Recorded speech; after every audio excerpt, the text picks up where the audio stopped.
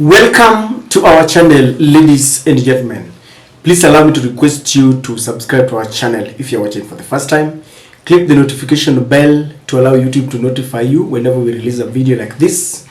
You can also give this video likes and help us share our videos. To those who support us, allow me to thank you again in a very special way. For a period of some times now, there has been a lot of discord within the Kenya Kwanza government. Especially, this fire has been burning in Mount Kenya.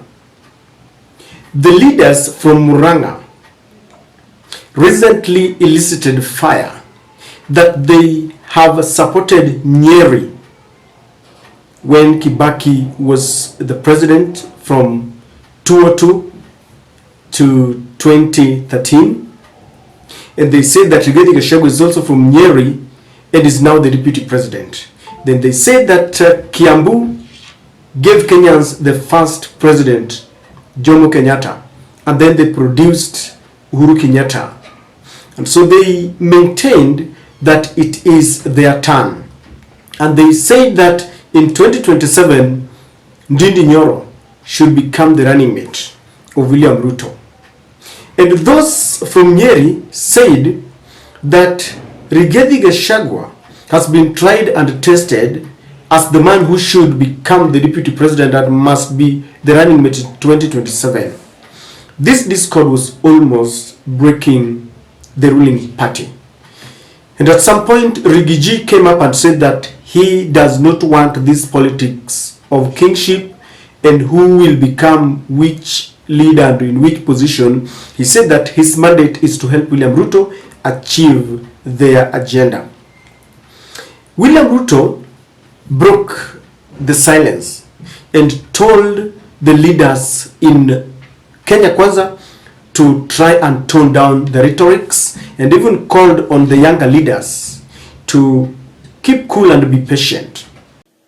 Mimi nataka niulize viongozi wote wenzangu kutoka ma MCA, wabunge wetu, magavana wetu, viongozi wote, jameni, tuungane. Tumepatiwa kazi na hawa wananchi, na tutakuwa na makosa makubwa kama badala ya kufanya hii kazi. Na tuko na agenda kubwa ya Kenya, tuko na agenda ya transformation ya taifa letu la Kenya, tuko na agenda ya kuzalisha chakula, tuondoe njaa, tuko na agenda ya kupanga ajira ya hawa vijana, tuko na agenda ya kupanga mambo ya matibabu katika taifa letu la Kenya.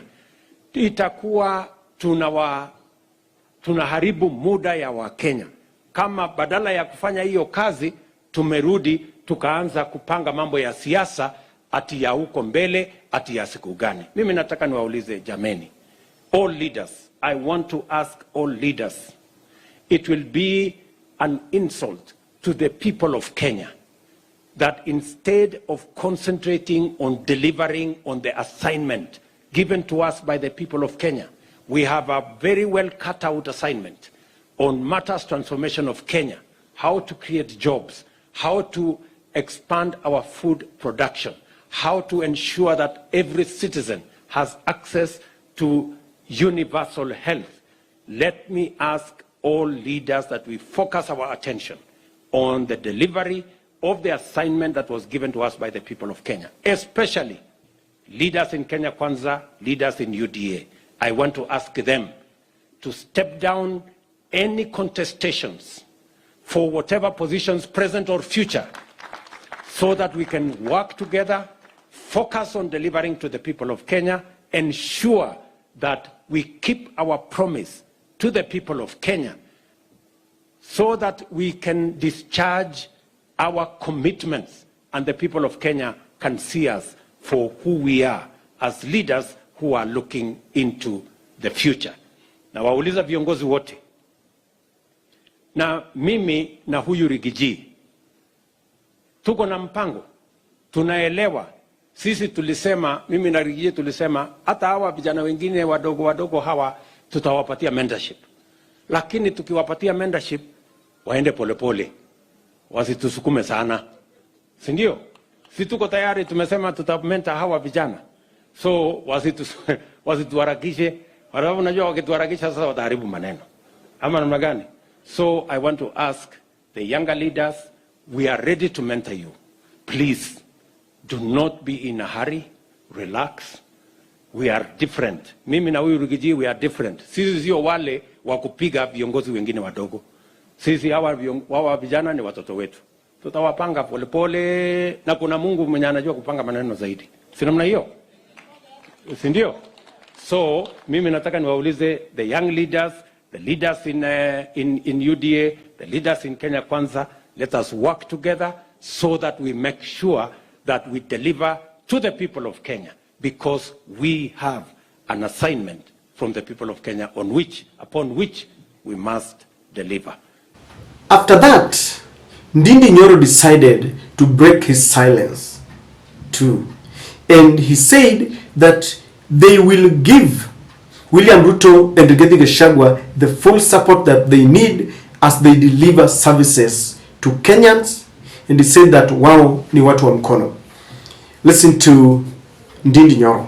Sisi kama watu wa Kenya Kwanza, sisi wote tunapea our president na makamu wake, tunapea our president His Excellency William Ruto na makamu wake His Excellency Ndindi Gachagua, tunawapea full and total and unconditional support as they lead our nation.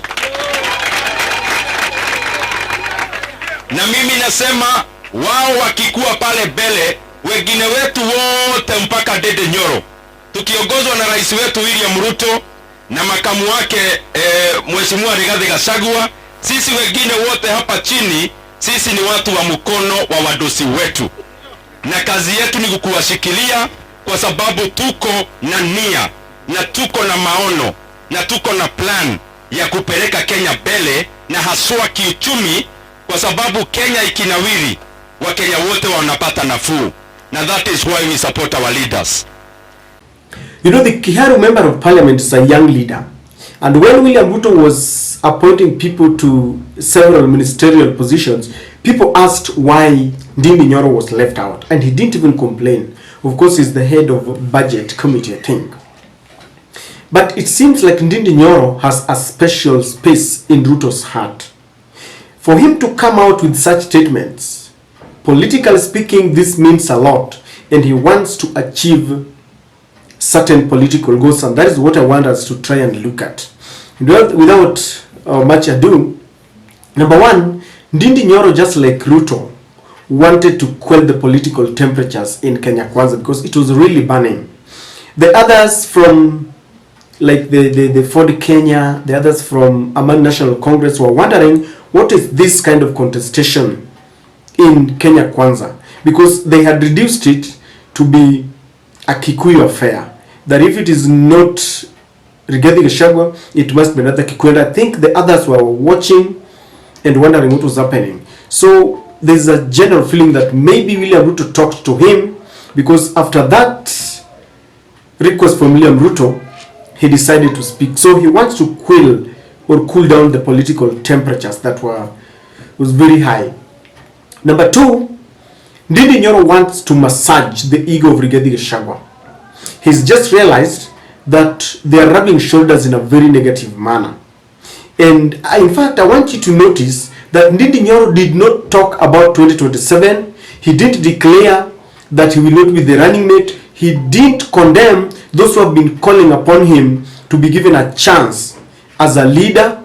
He didn't do that. He simply said that for now, they want to give a chance to the leaders, William Ruto and Ndindi Gachagua, to deliver services to the people. So he didn't really condemn, he didn't really deny, he steered off that conversation, only saying that he will give them respect.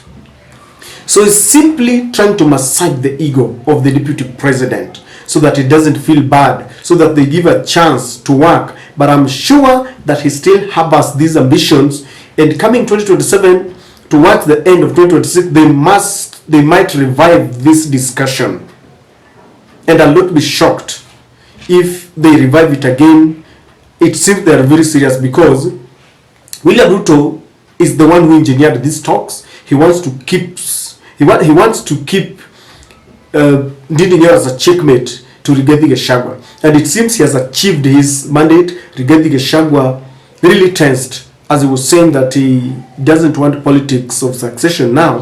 He really tensed. And William Ruto is now coming as the man who wants to pretend that he doesn't want this politics of succession and controversial politics. So I believe they will massage his ego. William Ruto started it and even said, Sisi na Rigiji, we want to mentor young leaders. And now that Nyoro is talking this way, Rigathi will be very happy.